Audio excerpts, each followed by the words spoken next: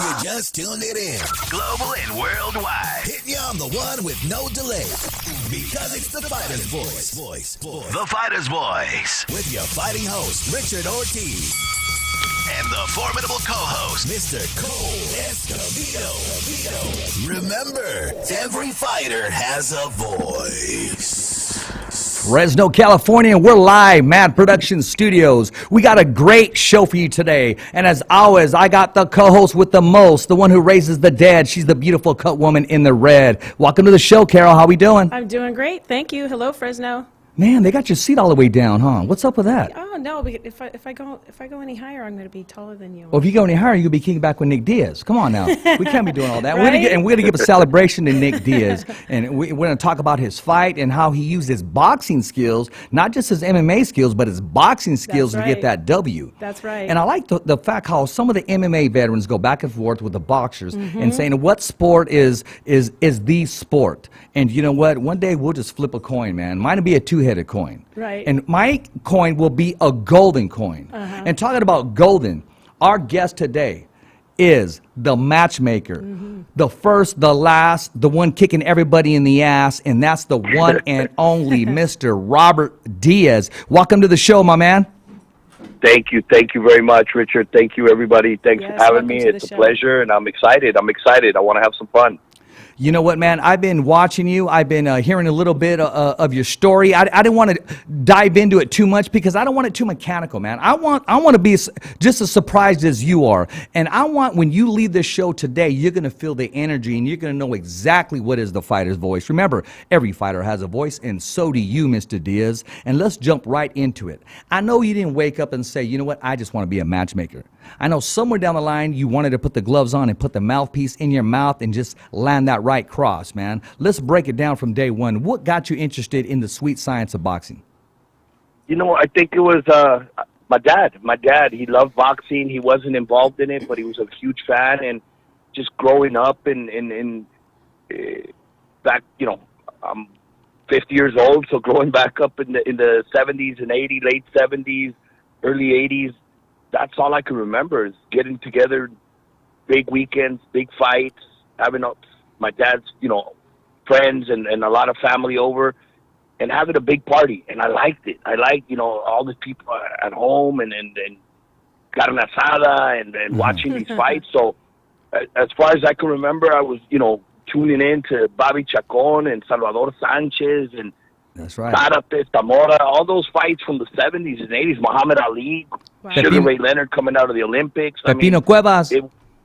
Pepino Cuevas, exactly. Right. Just, you know, and it wasn't until later that I wanted to be a boxer because that's what I had known growing up and, you know, tried some in the amateur and didn't go my way. I wasn't as disciplined as now I tell everybody, hey, the key to success is discipline and right. Sticking to it. But ever since I was a little boy, 5, 6 years old, I could remember watching boxing, and I love it. Hey, how about the days of, do you remember listening to the, it used to be closed circuit, and listening to Round by Round on the radio? Yeah, I did closed circuit, Cow Palace, a couple movie theaters in the Mission District in San Francisco growing up. Cow Palace, I saw Salvador Sanchez against Wilfredo Gomez. That's right. And Sugar Ray Leonard and Tommy Hearns in one of the theaters in the Mission District growing up. Yeah. Yeah, those were some good days, man. I remember that. I listened to Sugar Ray Leonard and Roberto Duran from New Orleans, the second fight, on the radio because I was in Mexico living at the time and I couldn't get it on TV, so I had to listen to it on the radio, and it was just as exciting because I couldn't see what was going on, but I could hear it, and it was just like I could picture it. Exactly. I remember they even had a Roberto Duran and Marvin Hagler on radio. That was the last one that was a blow by blow. They would give you updates, man. But I remember that on the radio. I remember myself as a little kid listening to it, and then my mom would say, you know, I can't hear anything. So I was introduced to the old school headphones. So I'd plug that bad boy in, and I was good to go. They kept me quiet, and I was quiet. I'm listening to the sport that I love, and, man, you're taking me back. And remember even Danny Little Red Lopez. Yeah, that's where I met Salvador Sanchez when he came in and fought him twice. Yeah, I beat him not once but twice. He was the underdog. Yeah, exactly. You know, you get your foundation and your motivation from your dad, and you know, I'm glad you brought that up because Carol's father is 91 years old, and the man still congratulations. Thank That's you. awesome. still loves the sport, pugging, sparring. I mean, he's ready to go and he still works out. And you know, I can go on, but I'm gonna let Carol talk about that. Carol, I think your dad may steal the show. Let's talk about him and how he influenced you as a cut woman and in the sport of boxing. Sure. Yeah, my father was a boxer when he was a young boy, and he was training at the boys' club in Oakland. And so he grew up with the sport, and then I grew up with the sport as well, just watching it since I was a little kid with my brothers and my father. And, you know, even today, he has, you know, he continues to inspire me to continue to do what I do, and he helps support me as well. I get a lot of family support from my father and my brother Dave. Yeah. And it's just really amazing to have somebody, when we go to the gym, people just trip out because they see this older guy, you know, and when Yeah. they find out his age, they trip out that he's sitting there and we're working out and lifting weights. And he still it's got a great. lot of fight in him. Oh, he sure does. He sure does. That's amazing, and that's a Yeah. blessing. That's a blessing to still have him, be able to go to the gym with him. Yep. That's We even so work cool. out on the heavy bags. He hits the speed bag, the double end. I get him on Wow. the mitts. It's like he's literally training just like any other fighter out there at 91. I love you, Dad. That is so amazing. Hey, a shout out to him, please. That's right. From Thank me. I you. mean, that is awesome. Thank you, Robert. Really appreciate that. Yeah, Robert. You're So, welcome. so when you picked it up there, you know, you wanted to lace them up. You wanted to participate, but you were a fan of it. When did you get to the business part? When did you realize, hey, you know what, I can make an impact on this? Because I'm not just passionate about it. I know I can improve the places that need to be improved. I know I can help the average fighter, and I know I can give fighters a platform and open doors. When did you realize that? You know, it's still a dream come true. I mean, I've been here, done, you know, working for Golden Boy Promotions, but it's a dream. It's still, sometimes I wake up and I'm like, is this real? Is this happening? Because, you know, to be fortunate enough to be working in something that you love, that in itself is one thing. But to fall into it the way I did is just unbelievable. I mean, I met a fighter at a mall in San Diego, a fighter that I admired, that I looked up to, that I just watched on TV. And it was Christmas season when I saw him at the mall, and it's Marco Antonio Barrera. That's right. Current, you know, he's a Hall of Famer and former world champion, multiple divisions. And I met him at a mall just like any fan would meet that fighter or that athlete or that movie star. And I approached him to get a picture. Actually, it wasn't even a picture. We didn't even have cell phones. Or at least they didn't have cameras. Sorry, we had cell phones. They didn't have cameras. But it was like I wanted something for him to sign something for me, and I went all over the mall looking for something boxing related. And to be honest, at the malls, at least not then, there wasn't anything boxing related. You had baseball jerseys, basketball jerseys, but nothing boxing. And I was that type of fan that I wanted something that if it was a baseball player, it had to be on a bat or a ball. And if it was boxing, it had to be on a glove or something, you know, boxing related. So I see him later in the mall, and I said, hey, Marco, again, I'm a big fan. I'm not stalking you, but if I give you my address, can you send me a picture or something, autograph? And sure enough, weeks later, I get a package in the mail, and he had sent me a studio photo and a T-shirt and, you know, stay in touch. Oh, that's and amazing. he was, you know, little by little, we made a great relationship. And he invited me, you know, at first come out to the fights and why don't you carry the flag? Oh, wow. And gosh. that was a dream come true already. Hey, Wow. I'm carrying the flag for Barrera inside the ring. Wow, did you see me? That's amazing. And, you know, as time went by, he would say, hey, what do you think about me fighting this guy or that guy? And he went on to Golden Boy Promotions later in his career, and he said, you know, start negotiating with Eric Gomez and then the people at Golden Boy, my next fights and my purses. And that was, I think that's what made it, because obviously I had never worked with a fighter. Yeah. And it was my passion. I love boxing, and I thought I knew styles and how to match up or anything, but I had never experienced it. Right. And that could have been the moment where I could have said no, and who knows where I'd be right now. I'd probably still be as a probation officer for County San Diego. And I said, yeah, I'll do it. And I remember not being able to sleep a couple weeks because I'm like, what did I get myself into? Can I ruin this man's career? He's had a great career. And you know what? It was a fast course because I started at a high level. Marco was already, had been a multiple-time world champion. And absolutely. Wow. I mean, you were forced to bring your A game. Oh, definitely. And it was a moment of, put up or shut up or get out of this business if you're not going to make it. And I learned real quick. And after a few while, when Marco was going to retire, Golden Boy gave me a call. I thought that was it for me. I was going to move on. And I had a couple little 4-round fighters by then. But I never expected to be where I'm at today. And I get a call. I was actually in South Africa. And I get a call from Eric Gomez saying, hey, would you like to work for us? And I said, doing what? Wow. He says, matchmaking. Golden Boy, we're growing, we're getting big, and I'm the one matchmaking here, but I need help. Signing new talent and doing the matches. And you know what? That's right up your avenue right there, my man. That's what I'm doing now. And you know what? I love it. Every day is different. Every day you see a dream come true, whether you're signing a new prospect that's dream is to be with a big promoter or to be under Oscar de la Hoya or to deal with a fighter that's fighting for a world title or coming up on one. I mean, it's just every day is different. Every day is somebody's dreams coming true, and you're adding a little bit to it, and it's just a great thing. It's very that got to be awesome. I got to tell you something real quick about Marco Antonio Barrera. He was among my top 5, and I'm talking about the, Tommy Hearns was my all-time favorite fighter, Sugar Ray Leonard, but of course, Julio Cesar Chavez, Salvador Sanchez, and the list goes on. I always called him a mini, like everybody else, Julio Cesar Chavez.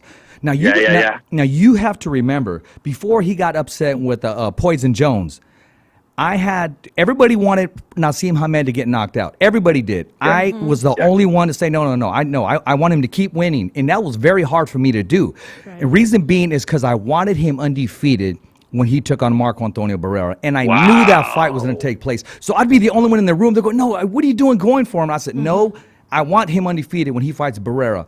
And to this day, honestly, I can continue to watch that fight over and over and over again, along with Tommy Hearns and Sugar Ray Leonard, the first one, and Julio Cesar Chavez Taylor, the first one. That is on my list. I continue to watch it.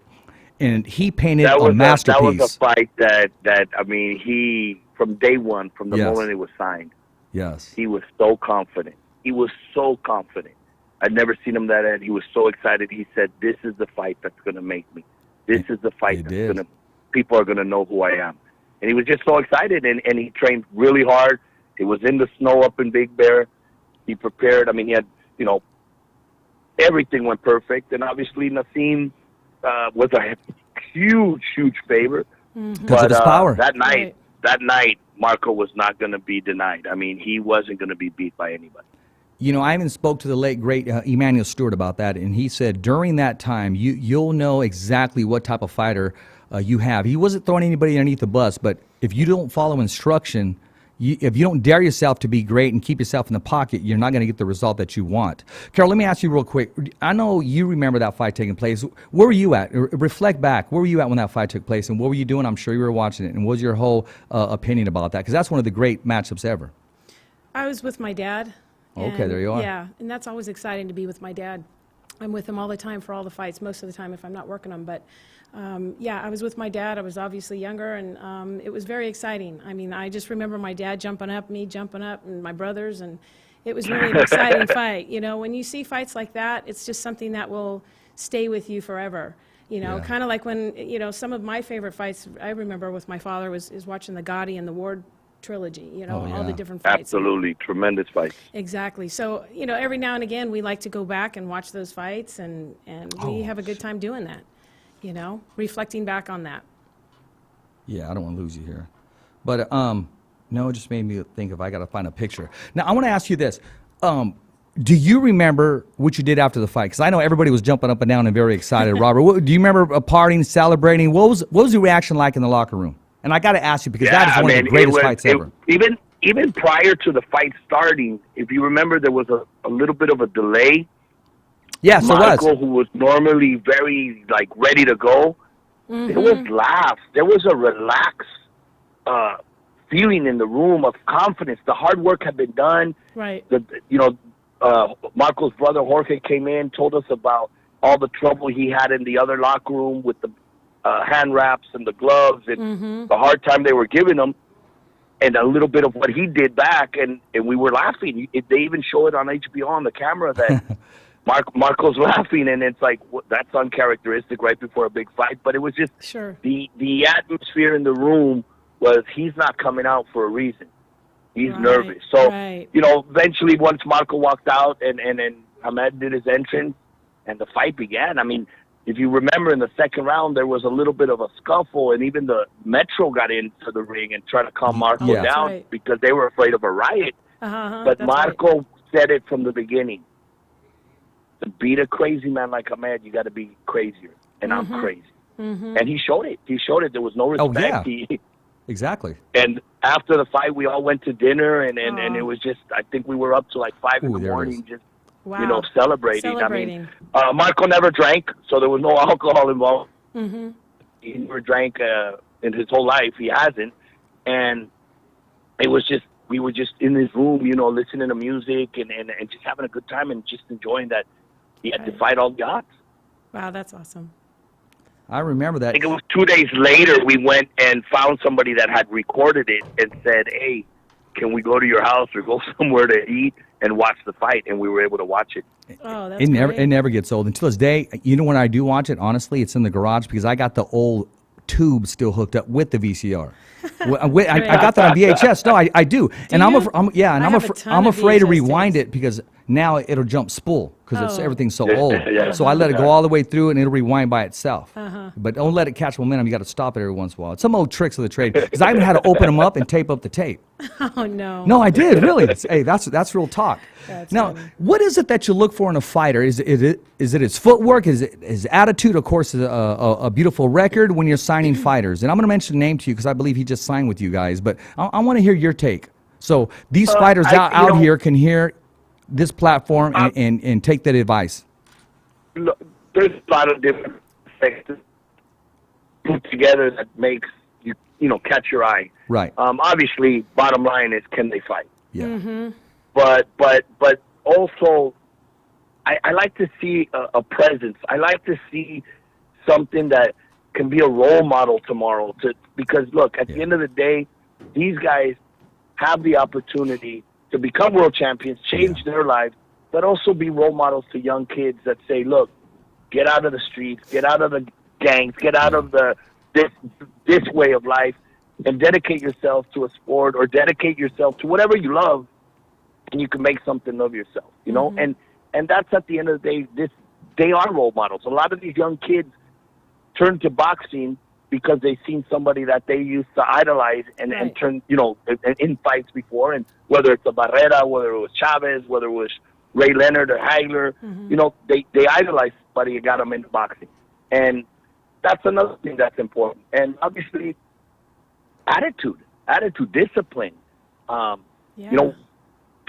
goes a long way. There's a lot of, and I've seen it through the years now here at Golden Boy working, that there's so much talent out there, but if it doesn't go hand in hand with discipline, talent can only get you so far.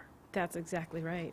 Sometimes discipline will take you further than the talented ones, because these kids are in there training. They might not have all the talent, but they're in great shape, and the talent one gasses out in the fourth round, and the other one takes over. So it's a combination of a few different factors. Yeah, I want to throw a name at you.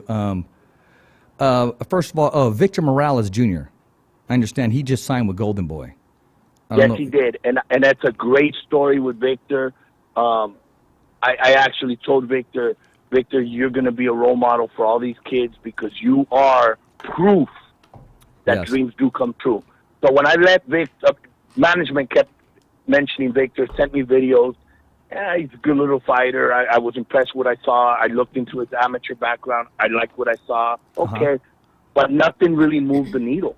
It wasn't like I had big stable. We had a big stable, and it was like, okay, but I don't see something really exceptional that I need to sign him. So I had told management, just let's see. I'll let you know. Maybe we'll put him in a fight, test him. I'm at a fight at Phagnasay Springs not too long ago, and I see him in person for the first time. Good-looking kid, very marketable, very professional. Very good-looking kid, but not only that, very well-dressed. I mean, the kid had the cufflinks, the handkerchief, obviously the suit. It was on point. I go up to him, and I said, "You're Victor Morales, right?" He goes, "Yes." Shakes my hand. Very, approachable, very well-mannered.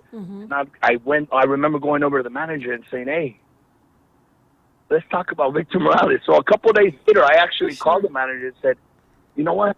I'm impressed. Not so much. I mean, obviously, what he does in the ring, which is the most important thing, is impressive. But I'm really impressed with this young man. The full package. That's awesome. Full package, exactly. He has confidence, but he's not arrogant. He's humble." Good. I said, it was just the kid did blow me away in that sense, and I was like, "I want to do something. You think we could sign? Let's put something together." And then I found out that he's been a huge Oscar fan his life, and that was his dream one day, to signing with Golden Boy. Yeah. So that's where I told him, once we signed, you're living proof that dreams do come true as long as you stay dedicated and disciplined and work hard.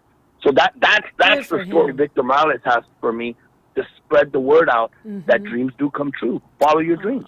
That's amazing. Exactly. His mom and dad are so down to earth and so nice. I can talk to his dad all day long. And whenever I talk to his dad, he said, "Richard, you're the real one." I had the privilege of calling some of his fights in Oregon. And he had the silk suit. He was smashing. He had everything set up after the fight. He was very marketable. And, I mean, he's the only guy that I know. He came in with some hard rock music wearing a mariachi hat. And he made it. He made it work. He made it work. That's funny. He's a good kid, and I look forward to, he's fighting this weekend back home. Yeah. Forward to many, many years of having a great time and seeing a new world champion in the future. I got to bring this up because I can't not comment when you mention the Golden Boy, and that's Oscar De La Hoya. And you got to remember, I've never called anybody dad in my life, ever. Never did. So my mom was my mom and my dad. So when we would watch fights together, and the only time she told me to put the headphones on when I was watching boxing is because, she had to watch her novela. I'm keeping it real. so other than that, she was right there with me. And she just thought it was so natural. She goes, "Mijo, can you take me to see Oscar? He's going to be in in town." Like I'm supposed to say, "Okay, Mom, yeah, no problem." Me and the rest of the 100,000 females that are all out there. She goes, "No, I got to do something. I got to protect him. I got to do something very important before he starts. He has a tough fight." And I'm going to show you a picture. My mom, there he is right there. Oh, and you'll see this later on, blessing him. She goes, "Come here, mijo, let me bless you." She did that to Mike Chavez. Julio Cesar Chavez, Mike Tyson, every fighter she met. She goes, "Come here, mijo, let me bless you." And I'll send you the link later. And you'll be able to see that, sure. and you'll be able to.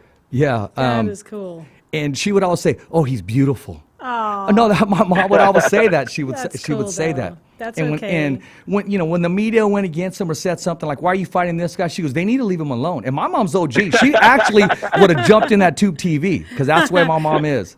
Yes. She was old school, man. Oh yeah, absolutely. Funny. So I had to tell you that story right off the bat, mentioning Oscar, man, because he's doing a great job. I love the name of the promotion, Golden Boy, and I know he can do anything without everybody, and it's a team atmosphere. And he sure did pick one heck of a matchmaker, man. Because I'm watching some of your fights. Thank you so much. The list goes on. And it's a tough sport, man. If it's a fight where these guys really don't want to fight, oh, okay, who matched this up? If it's a barn burner, oh, you're the best matchmaker ever in the world. I mean, I know it's tough, man. It's just like your last interview. You have to grow. You have to grow a third skin. I mean, you have to grow, because at the beginning, it was so, when I hear negatives, it was like, oh, wow, people are talking so bad about me. Maybe I shouldn't do this anymore because I didn't like it. And all, those 2-3 negatives get surpassed when you see a father-son become world champion and their dream come true, or the signing of Victor Morales, Cenicia Estrada, when we signed her. I remember like tears coming out of her eyes. So it's like when you have a fighter like Virgil Ortiz end his fight and say, you know, to the best matchmaker in boxing, and those on live TV with all millions of viewers and listeners. I remember that interview. All those couple of headaches Absolutely. and bad moments, you know, because at the end of the day, you're changing kids' lives, That's right. You know, and it makes you feel good because, you know, Randy Caballero won the world title in became world champion, and the first embrace was him and his dad, and tears coming out. I was like, okay, from this point on, I said it's on them, but we made it here, and it was outside of his home, and it just, that's the fulfilling part, especially when you see that father-son that's been through everything. Those moments are priceless, you know. It's just those moments are priceless. Yeah, exactly. They are priceless.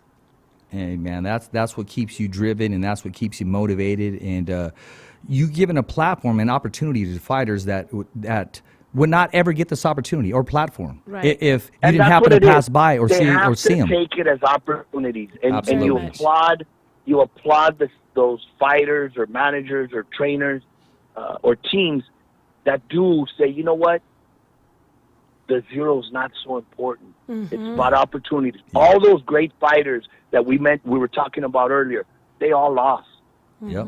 But they're all being talked about here. We're talking about them today because they were great fighters that fought great fights. And today it's sort of changed a little bit. Everybody's like, it's just a business. I got to keep the O. I don't want to lose. If I lose, the money goes. You know what? It's some fighters, and I have a great example with us, our stable.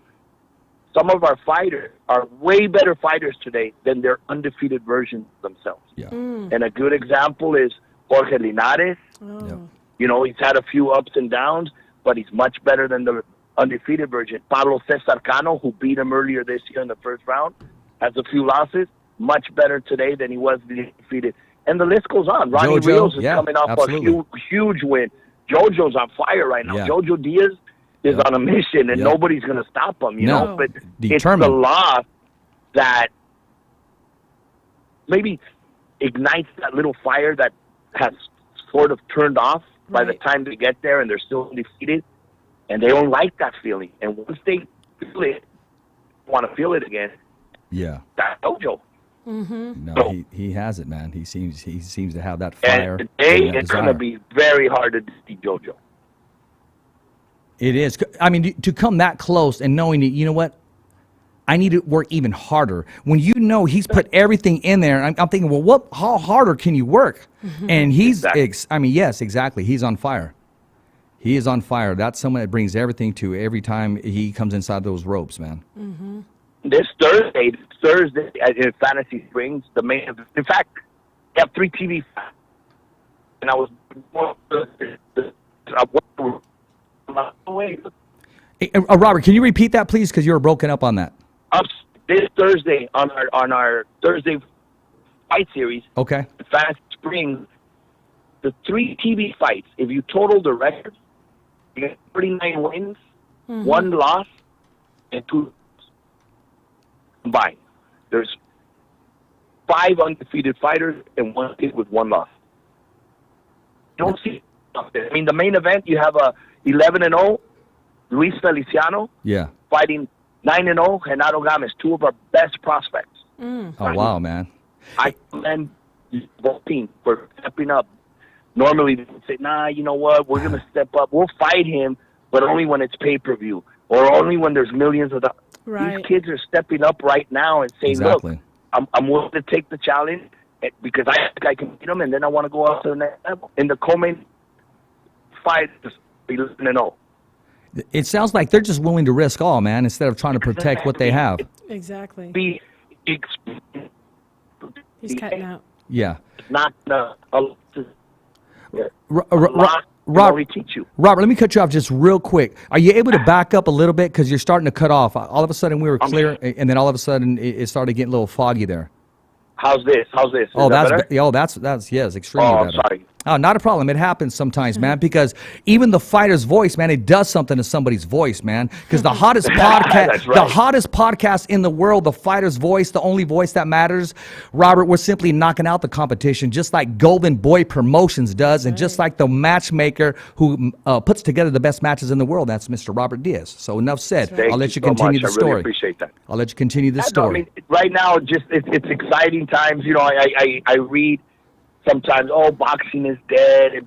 Boxing is alive. Boxing is great. It needs from the people that work from it, live from it, eat from it, to keep it going. Because a lot of the times, who's writing boxing's dead?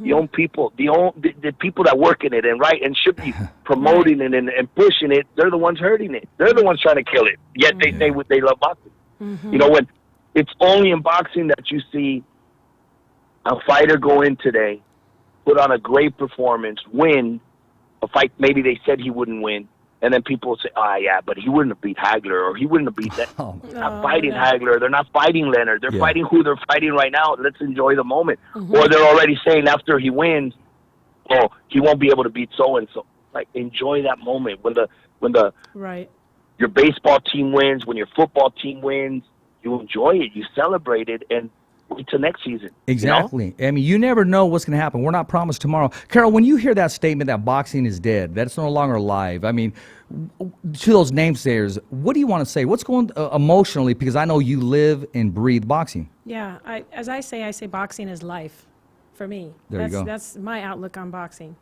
As far as the naysayers, then maybe they're not a true boxing fan. Yeah. You know, they're not there for. Or maybe it's not them with their hand raised. Exactly. So it just depends. I mean, my take on that is just basically, you know, I think boxing is doing great. I think that, you know, the more that I'm working in boxing, the more that I appreciate the sport. I've always appreciated it, but the more that I see the behind the scenes and working, you know, starting to, you know, get to know matchmakers such as yourself and, you know, all the behind the scenes stuff, that there is what the audience doesn't normally see. So they don't have the same appreciation, maybe, you know. And it's like anything. Could it be better? Yes, anything could be better, and we could always make changes and do things, of course. But to say it's dead, I think it's doing.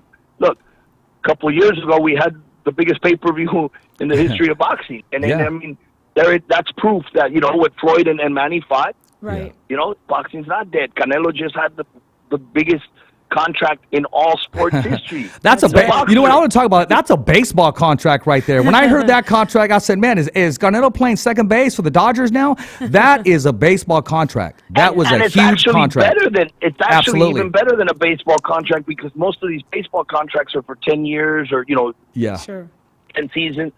This is let me rephrase that. That's baseball. Right. I'll rephrase that. That's baseball money. Yes, exactly. So boxing's just as alive as it was many years ago when we were watching it growing up. Exactly. I have a few questions. Yeah, for Robert. go for it. Robert, what are some of the obstacles that you face when you are matching up fighters? You know, that could mean, you know, commissions, the trainers, to the managers, to even the fathers or the families that are involved. What kind of obstacles do you come up against when you are matching up fighters? I think that's the biggest obstacle. Sometimes, like, for instance, fans, man, they should make this fight or that fight. Trust me, I've tried to make something, if not that, something very similar. But one day you wake up and say, this is a fight. It's a natural. However, the opposing side or one of the trainers, one of the managers, or like you said, the father, nah, not yet. That fight will be good in about 3 or 4 years. Sometimes that 3 or 4 years don't come, and that fight doesn't happen. Right. And then there's sometimes when, for instance, a fight that I remember trying to make for years was Jesus Soto Caras and Yoshihiro Kambagai. I wanted to make that for years. And the first time I had it practically done, Soto Caras gets a call and says, hey, cancel that fight because we have a Thurman fight for you. Oh. And obviously the Thurman fight was more money and a bigger fight, and he took it. Right. Second time I tried to make it, I don't remember what happened. And it went on. I said, you know what? It's not going to happen. Third time, it's not going to happen. But I tried it one more time. We did it at a Velasco. It sold out. It was a war. Great. They had a draw. And then HBO picked it up, and they did part 2 on HBO. And obviously both guys made a little bit more money, which was very good to see. That it started off on a small club show at downtown LA, Right. and made it to the Forum in a bigger show on an HBO card for more money for them. So, but yes, most of the time it's a business for someone involved, and they're saying, no, it's not the time right now because the money's not there. Right. It's like, yeah, but it's a good fight. It's not going to, okay, so we move on. That's why right now I applaud Feliciano's side. I applaud Gomez's side, because you have one side 11-0, the other side 9-0. Man. But both sides were willing to take the risk. Exactly. And that's where everybody And that wins. opportunity. The fact will win. That opportunity. Yeah, exactly. The opportunity. Absolutely. They're fighting for a regional belt from the WBC, the NABF. So the winner, will go into the rankings and move on. Now, these two kids are not just in the 11-0 and 9-0. They're very experienced in the amateurs. They had both of them have very good amateur background. So they're going in a little bit more advanced than a regular 11 and 9-0. Right. So it should be a very, very entertaining fight on Thursday. Sure sounds like it. No, absolutely, absolutely, man. I mean, and they got it going on too. That's I for mean, sure. down to the ring announcer, Gallegos. That guy has a great voice. Great voice. The voice of Houston. Yeah, yeah. No, exactly. No, he's a good guy, man, and I believe in dreams. He tells me, Richard, just keep the faith and keep praying your opportunity to come, and I do. So what I do is I always share his stuff, man, because I'm not a hater. Those that are Right. exceeding and chasing their dreams that have got there, man, you got to support them and help them raise their hand. Absolutely. I agree. Absolutely. Instead of frown and feel sorry for yourself, say, what about me? Hey, man, he went out there, he's doing it, he's applying it, and Right. just watching him smile makes me happy as a human being, and knowing, you know what, hard work will and does pay off. Well, that's That's awesome to hear, because Much respect. obviously you don't hear it a lot, but it is proof. I mean, my story, like I said, I met Barrera in the mall. From there, carried his flag. From there, it just went on and went on and went on. But that's why I say today, I sometimes I still wake up and it's like, I can't believe this. One day I'm sitting down with Oscar going over a card. Another day I'm with Bernard Hopkins, and B-Hop. telling me. I mean, it's just the athletes and the fighters that I sit down and work with. At times, Eric Morales now is a very good friend, even though we were in opposing corners with Marco. 3 fights, and it's just so great. It's just I would so love great to sit in see that these conversation. yeah.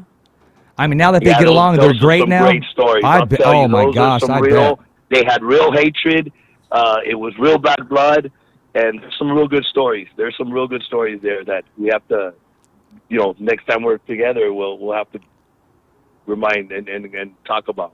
Absolutely, or we got to get them to make a phone call one of these times that they're feeling good, and they can share that. It can be a 2-part story. And Absolutely. the thing about this, and I want to touch on this before I even get off focus. Tell me one, and this is what I have to say and put up with all the haters all the time, and I have to stand for him. Tell me one fighter Oscar De La Hoya ducked, and I'll buy you a steak, a 12-pack, and a Rolex watch, because you can't name one. You can't name one. He fought them all, man. Don't- He fought them all. the- He went That's up right. into a division that wasn't even his. Absolutely. The only one that their paths never crossed, and I wanted to see that fight, just never happened, and that was Costa Azul. But he fought everybody. Everybody in his division, win, lose, or draw, did not duck anybody. No, he did. Correct. Nobody. Yep. And he was actually winning that fight with Bernard Hopkins, and just the size and the season took over. It was just, it's part of the game, man. I mean, things like that happen. Right. But that's what the young fighters today need to dare to be great. Dare to Exactly. be great. Because if you don't dare to be great, they won't remember you tomorrow, 10, 20 years from now. Speaking That's about true. remembering you, Carol, what fight sticks out in your mind, Oscar De La Hoya? I mean, he has a lot of great fights. Which Oh, one really gosh. sticks out in your mind? Mayweather. Oh, he won that fight. Well- I was there. No, I thought but that. were you asking No, me Della. which- Yeah, what's that stands out? Mayweather was awarded, but here I go again, man. De La Hoya, I thought pulled that off. Now I'm asking No, you. I agree with you. I agree with you. I was giving Mayweather definitely more rounds than I did Mayweather. Okay. I mean, Oscar De La Hoya more than I did Mayweather. So let's see, who else? I'm gonna get a lot of emails on this one too. I'm just drawing. I mean, there's so many fights, but I'm drawing a blank right at the moment. Help One me of my out. favorite, and it's just not being biased or anything, was one of my favorites was I Corte. I Corte. oh my God. Oh, I Corte. See, yeah. he answered before I could even Ike say was a anything. beast. Oh. That's because Yeah. I didn't want to interrupt you. Ike Cortez, yes, that's my all-time favorite. That was the fight. That fight it? made Oscar. Is it your all-time favorite? And they It is. closed the With show with Oscar, that yes. last Okay. round. I mean, they just went at it Oscar threw so many punches. They Oh, no almost kidding. stopped. I mean, it was just a great finish. They both went was down, nonstop. and it, you know, yep. I know I got a lot of stories, but I got to tell you a story, okay? That fight, when that fight took place, I was with my ex-wife. And it was right around Valentine's Day. You remember that? I kept saying, hey, I got to go to the men's room real quick. I'd get on the phone, go to the payphone. Remember you put the dimes in there? Yeah. Okay, what round are we in? Okay, and my sister Irma goes, they both went down. I'm like, what? Oscar went down? Okay, is he okay? Which round? He goes, oh, they're going at it. I got to go. And she would hang up on me. Oh, my And I'm there left hanging. Wow. But yeah, it was a great fight, my man. Wow, That was that's a a good way fight. to know how a fight goes down on the No, phone. I mean, I had to ask. I know. don't want to get divorced. We ended up getting divorced. Not over that fight, but you know, I should tell the story. We got a divorce over that fight. It'd make it more interesting. Oh, Make it more boy, interesting. That's a whole nother show, right? It is a whole nother show, man. It is a whole So, nother Robert, show. what is maybe your dream fight that you would like to see or would Good like question. to match up? What would your dream fight be that you would You know, match? Historically, if I would have been able to match, it would have been Chavez against Duran. Oh, I think. nice. I mean, that would have been a hell of a fight. That's a good At the one. time growing up, I wasn't a Duran fan because obviously I was a huge Sugar Ray Leonard fan. Uh-huh. Today, having met Duran and really watching fights and everything, I see how great of a fighter he really was, and how, I mean, being so little, went up to the middleweight and beat a Barkley. I mean, he was an amazing fighter. And, I mean, they're born probably every 100 years. I think Duran's probably the greatest Latino fighter that ever lived, without a doubt, and that even above Chavez, who was one of my favorites. And today, I don't know. You know, a lot of these fights that are being made, I get excited about some of these fights. And right now, Inoue excites me. I saw the kid fight back in Japan a few years ago, and I was like, man, this kid is. I remember asking Mr. Honda, why do you have a 4-0 or 5-0 fighting against Narvaez? And him telling me, Robert, he's special. He's very special. Right. So Linares fought that night, won the world title, and I remember staying to watch Inoue fight, and he won in the second round. Narvaez had just gone the distance with Nonito Donaire, and I was saying, wow, this kid's amazing. And as I've seen him fight in the next few fights and develop it over the last couple of years, this kid's great. You know, he's just amazing. His speed, his power, his technique, and just to see him fight is exciting. But there's just so many right now. Right. A fight that I'd like to see, probably Anthony Joshua against Deontay Wilder. Should Anthony Joshua win the rematch with Andy Ruiz? I mean, I did about, Golden Boy, we did about 33 fights for Deontay. In fact, the world title came back to America under the Golden Boy banner when Deontay beat Stavern and became the first American, to bring the title and back to the U.S. And Deontay still undefeated, winning all his fights. It was a close one with Fury, but I would really, really like to see that fight because Deontay is a huge puncher. Huge puncher. The right hand is for real. Tommy He'll put Hearns. it. Yeah, yep. And he's very similar to Tommy Hearns. You know, Tommy was that exciting because he can get hit, but he can also put you to sleep. And Deontay's very similar in the heavyweight division. Yeah. And Joshua, we'll see. We'll see, if that was a bad night or if that's really the Andy Ruiz. I mean, Andy Ruiz is going to possess a lot of trouble for Anthony. It's just what Anthony can do to adjust in this rematch is going to be interesting. Yeah.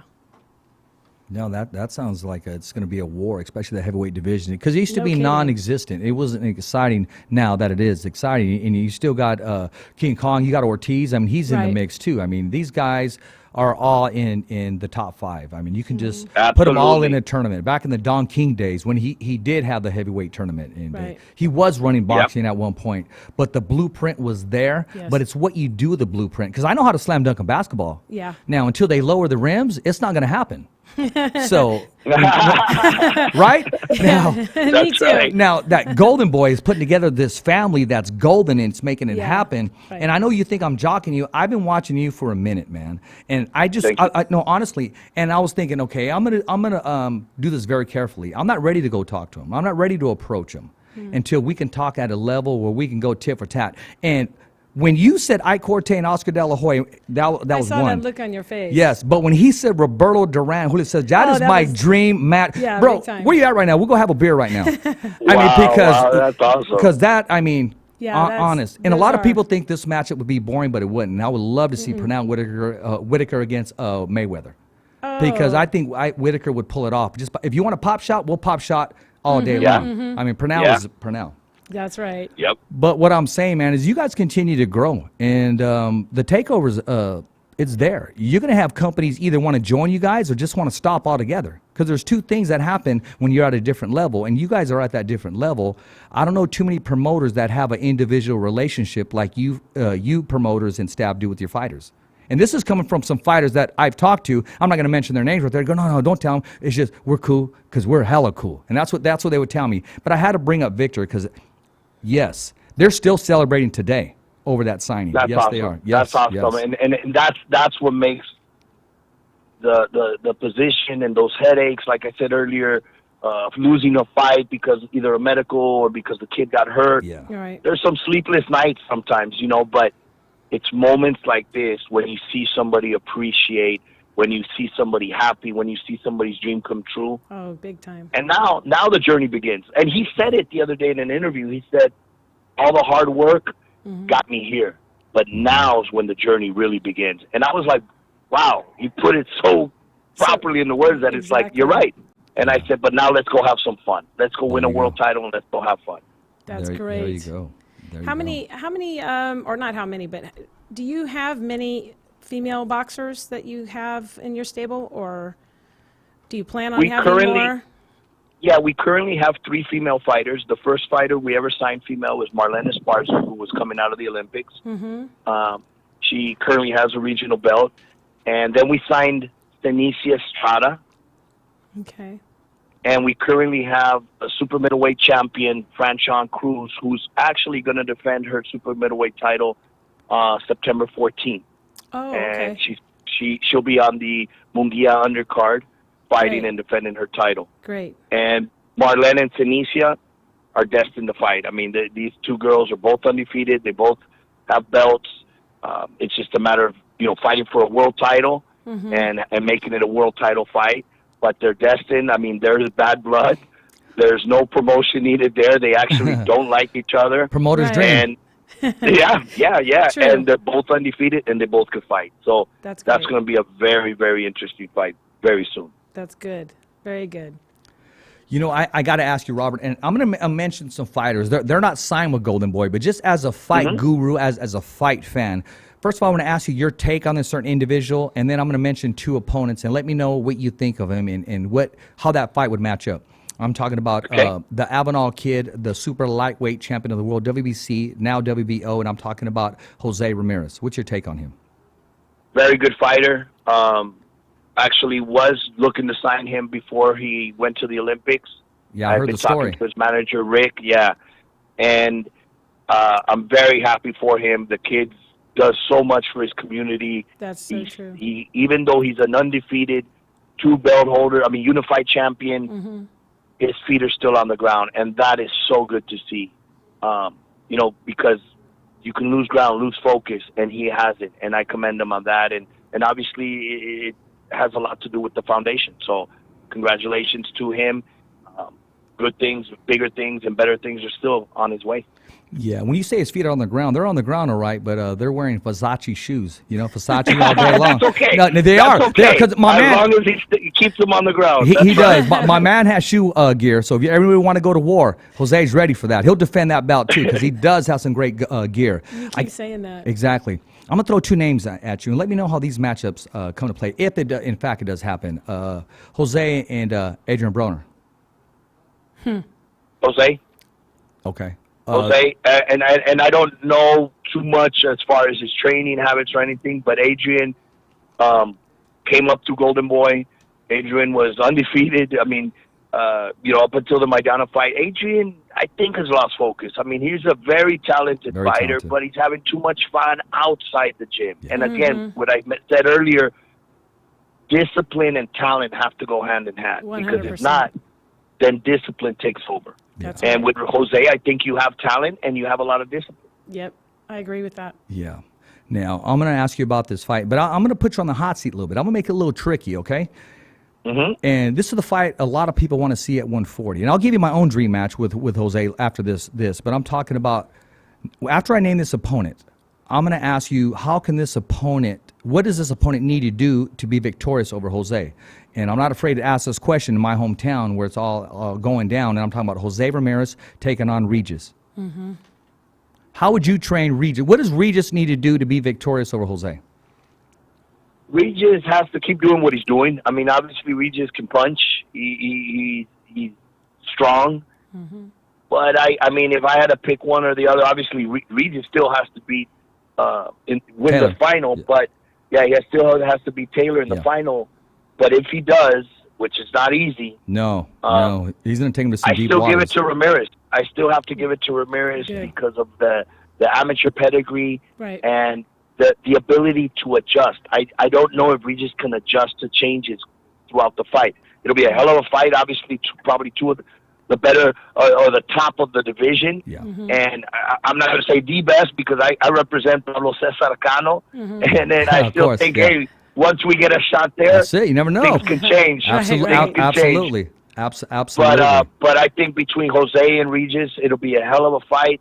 I have to go with Jose because of the ability to adjust. He can box, he can punch, he can take a punch. We saw him with Orozco. Mm-hmm. He can do a little bit more, I believe, at a higher level than Regis. And that's no disrespect. I mean, Regis is at the top of the division as well. Right.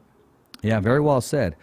I'm going to throw one out there. I'm going to throw one out there in left field. And I don't think it's too far. I mean, because I don't think Jose will be laughing once I say this because he believes it. He breathes it. And we'd have some different conversations. But he needs to clear out the 140-pound division. Right. And then take that strap, move up to 147, and take on pound for pound the best. They both have the same network, and I'm talking about Crawford. Can you see that fight materializing? And if so, before you give a premature decision, can you break that fight down to me like it was going to happen and Jose was at 147s already and he had all three bouts going into that division? Absolutely. If he unifies all the divisions and beats everybody, all the champions there, that's the next step. You have to go to 147. You want to be remembered as one of the greats in boxing, not just a champion. Yes. Mm-hmm. That's what you have to do. All the great champions went up to another division, took on challenges that originally were said, no way, he can't win that fight. Yeah. And proved everybody wrong. Right. I think it's a natural fight, obviously, both being under the same promotional company. Yeah. Maybe a couple of years from happening. So maybe at that time the timing is right. However, if it would happen right now, I see it as a very, very tough fight. Jose physically would be obviously work on weights, getting the body to go up to welterweight, something Crawford by that time is probably on his way to 54. Exactly. Still That's what I'm be thinking. The bigger guy.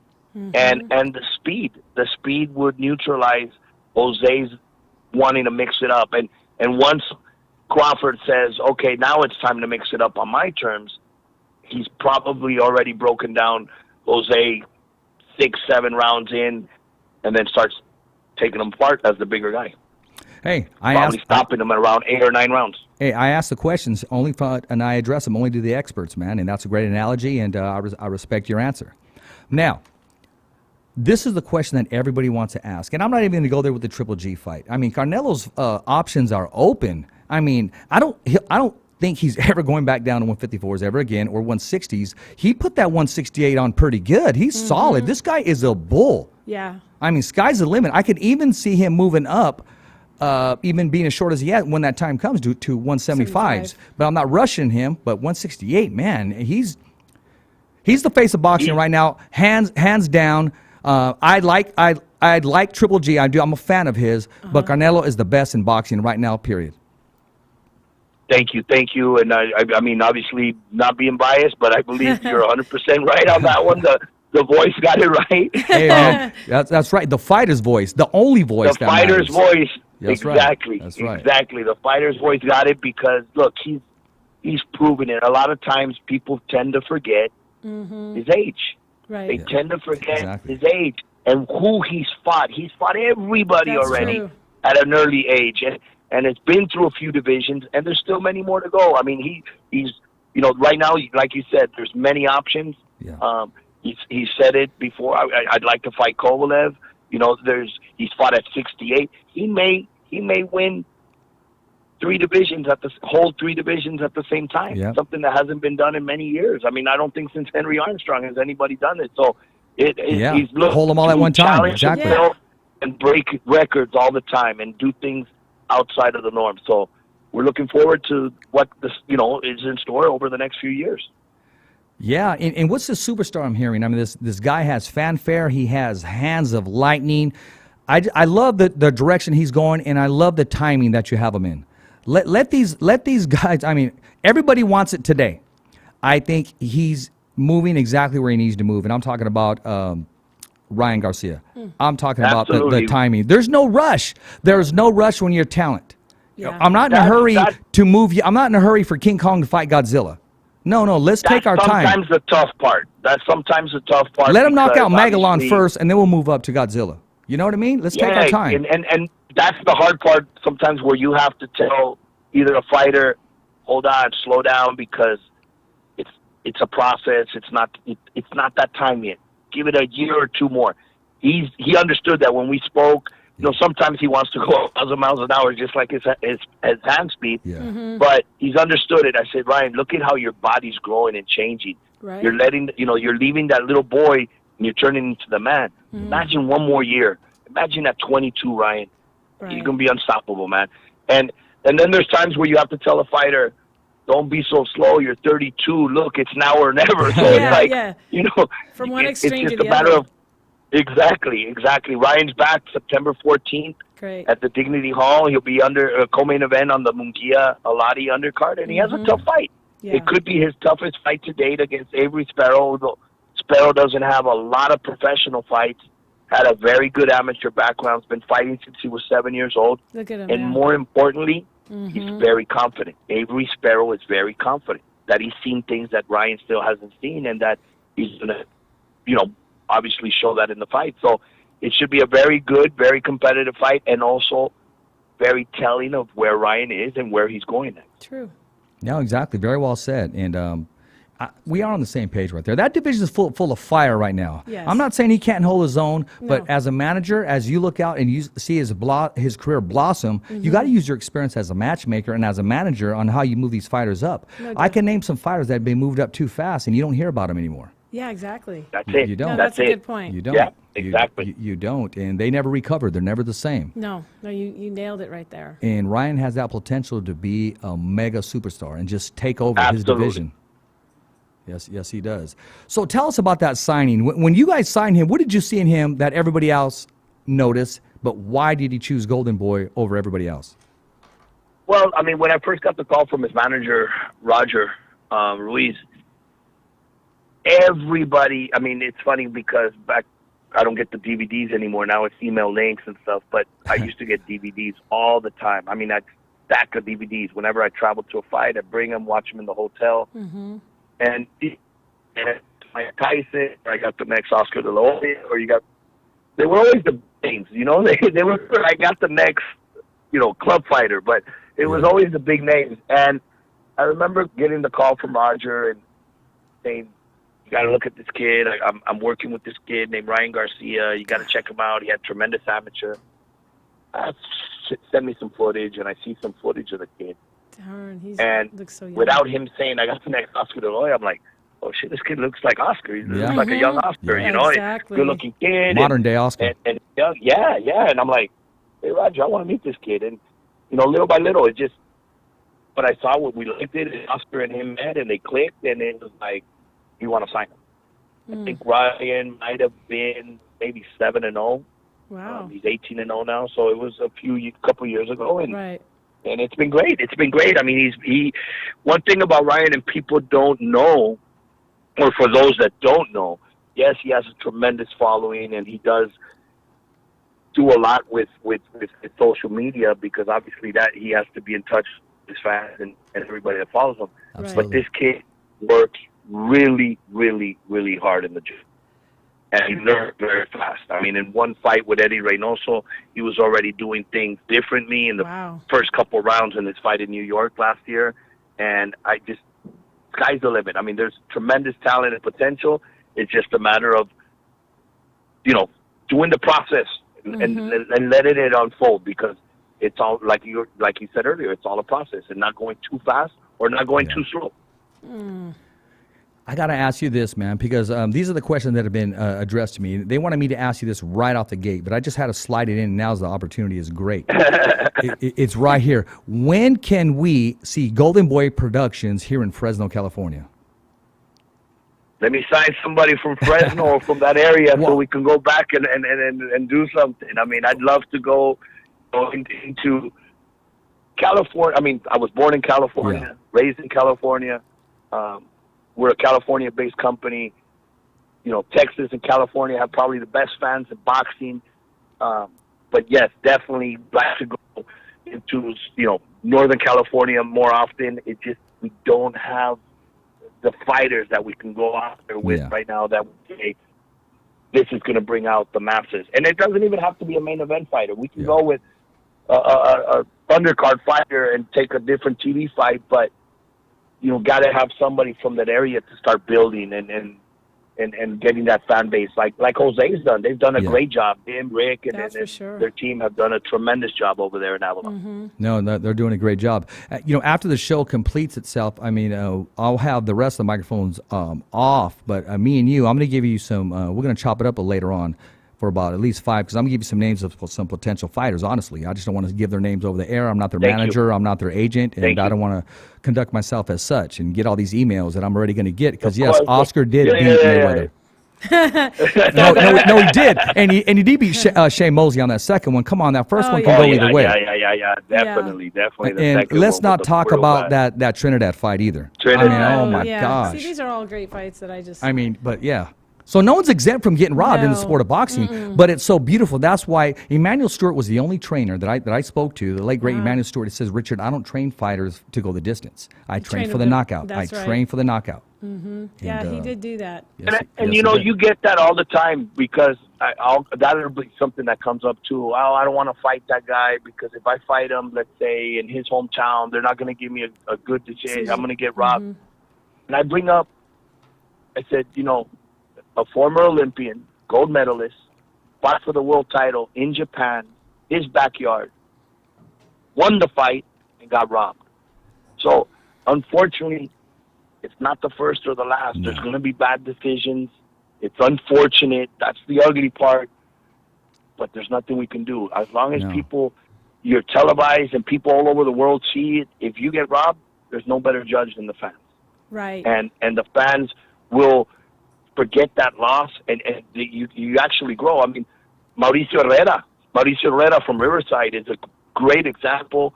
He went to Puerto Rico, fought Danny Garcia. That's right. People said, everybody saw him win. His popularity grew through the roof because of that loss. That was a tough fight. That was a tough fight. Wow. That was a tough fight. So, Carol, what do you got in the mix right now? I know you got all these questions that are coming on your phone. They're blowing up, man. Address those. Before I let my man go eat some carne asada right now. With the Modelo. Yeah, that's right. That's right. I like that. Yeah. I understand that you're a cancer survivor. Is that correct? I am. I'm a cancer survivor myself as well. And congratulations. Yes, that's awesome. And likewise to you, too. I just wanted to acknowledge that to you. Thank you. And I was actually battling through cancer when Barrera fought Johnny Tapia. And after the fight, I was at home at the time in between treatments. And after the fight, that was one of the fights, obviously, I couldn't attend. I was back home, and he's on the interview with HBO, and they ask him, talk to us about the fight. He goes, I just had a tough fight, but Roberto, these gloves are for you from the fight.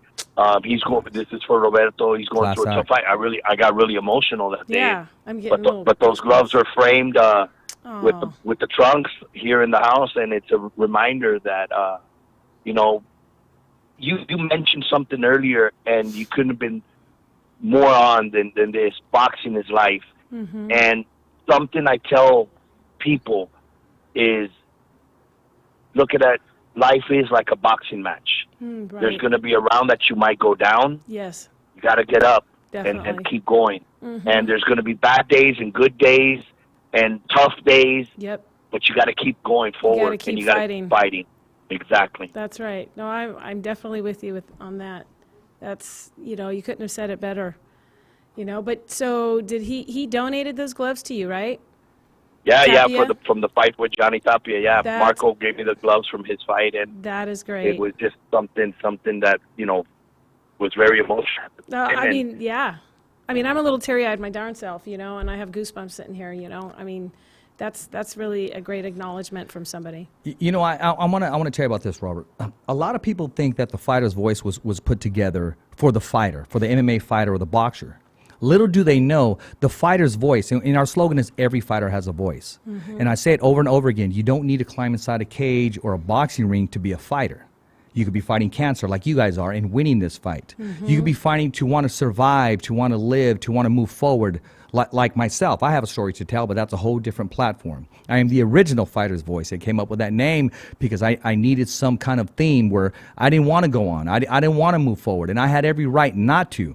And, you know, my son went to heaven, and I just wanted to quit life. But I had to fight through it and continue. And in doing so, we have a beautiful platform. And everybody that comes on the show is blessed. And hearing your stories, I mean, we wouldn't even be talking about this if this platform wasn't here. And everybody that it's going to reach, I mean, you reach Carol, you both can concur with exactly what's going on. And like Marco Antonio said, you guys are the true fighters, both you, Carol, and Mr. Diaz here. And we continue to fight and win and knock out competition, which is cancer, knocking it out and putting it on its ass. Thank you so much. And most importantly, to send that message out to everybody that, you know what, where there's a fight, where there's will, there's a fight, and you just got to keep fighting, no matter what it is. If you lost your job today, if you know, anything it is, any bad news you get, look, just keep fighting and praying and have the faith that things are going to get better, and they will. They will. That's right. No, you couldn't have said it better. Exactly. Hey, real quick, because I know I got to let you go, but I got to ask you this, man. When did Oscar De La Hoya and Fernando Vargas shake hands and say, "Are we cool now"? I want to know that, because I see it now, but there had to be a moment where they're just saying, "We can throw down again, but are we cool now?" Because now, I mean, because they are cool now. They are cool now. It was, I think I don't know if they were the first or Barrera Morales were first. So one of them saw the example of the other said and said, "Look, let's let bygones be bygones." Let's watch this. He started working with a couple of Fernando's fighters. He's become a trainer, and he's doing a hell of a job right now with one of his sons. And he brought us a couple fighters, and you know what? They took hands and said, let's work and help these fighters of tomorrow. And we've worked with a couple of Fernando's fighters in the past, and it's always great to see them being involved and being able again to teach the younger fighters, the champions of tomorrow, and with their experiences. And having done it, you know, like, for instance, Oscar, as a promoter and a former fighter himself, can really tell these kids, look, you got to get up at 5 in the morning. You got to do this. You got to run 5 miles. Anybody else says, even if I say it, they're going to say, do you do it? And I'm going to be like, not at 5 in the morning. More like 10. Yeah. But, you know, lead by example, and Oscar can do that. Yeah, there's that rivalry right there. And that was bad blood. That was real. Oh, my God. These guys, oh, man. And now they're working together, and now they love the business, and they continue to open doors and give other fighters opportunity. I mean, who would ever think that, you know, because a lot of times when fighters retire, they're not the best trainers afterwards. But Fernando Vargas is doing a great job. Doing an awesome He's found faith. He loves his family. He's proud of his family. Oscar De La Hoya could have said, okay, I got some money. I'm just going to disappear. He goes, but no. Through his experience, through promotion, he wanted to do it his way and give the fighter the ultimate voice, the fighter the ultimate opportunity, and the fighter the ultimate future with that payday. Yeah, no doubt about that. Yes. He's done a great job with that. Oh, he's still doing a good job. He's doing a great job, That's the incredible part. Again, not only doing what you love, being in boxing. I mean, I could be working for, you know, a smaller promotional company or any other promotional company. But having this opportunity of working with a person like Oscar, who does blessed. so much for the community, for his people, for stuff that's not even ever posted or out there, but that Right. you've seen him do so much. I mean, from, he had a gym before for the kids in the neighborhood, but closed that down, opened up a school. That school, tremendous high school in East LA, where 99% of the kids that graduate go on to universities. And I mean, just a lot of the things, a hospital in East LA, White Memorial. There's just so many things he does out there, outside of boxing, that just makes you feel proud to be working under him and be working for him. That's amazing. Exactly. What a blessing. And then there's the greatest thing is, I want to see good fights. Yeah. Don't baby our fighters. That's As right. a former world champion, if somebody, like you said earlier, he fought everybody, he doesn't want a baby of these guys. No, and he look, wasn't baby. we've gotten the reputation that at Golden Boy, they don't baby their fighters. They put them in tough. I love that reputation, because at the end of the day, that's what's going to keep boxing growing and better, and people tune in, because it just brings out the best in both fighters. And again, it's shown in the past that fighters that lose come back better sometimes, and improve and correct those mistakes. That's right. Exactly. They learn from that and move forward. Well, yeah, just like human beings sometimes. But sometimes, it's traumatized. Their ego, it's hurt. They've never faced that before. But when they come back, they'll see it coming before it even happens. They'll see that right hand. It's not going to land flesh anymore, because I've seen it come my way before, and I know how to be elusive and hit it back. Right. No, that makes sense there. Exactly. Carol, any last words you want to leave us with? I just want to say thank you for being here today with us, Robert. And thank you so much. Also, thank you for changing the lives of so many people and making dreams come true for them, because you've done that to many fighters, and that extends to their families, to their friends, to the fans. So thank you for all the good things that you do in the boxing world. Thank you very much. It was a pleasure to be here with you guys, and obviously, anytime, anything I could do, I'm there. And to all the fans out there listening, you know what? Boxing's alive, better than ever, kicking strong, punching strong, and just tune in and support it and enjoy it.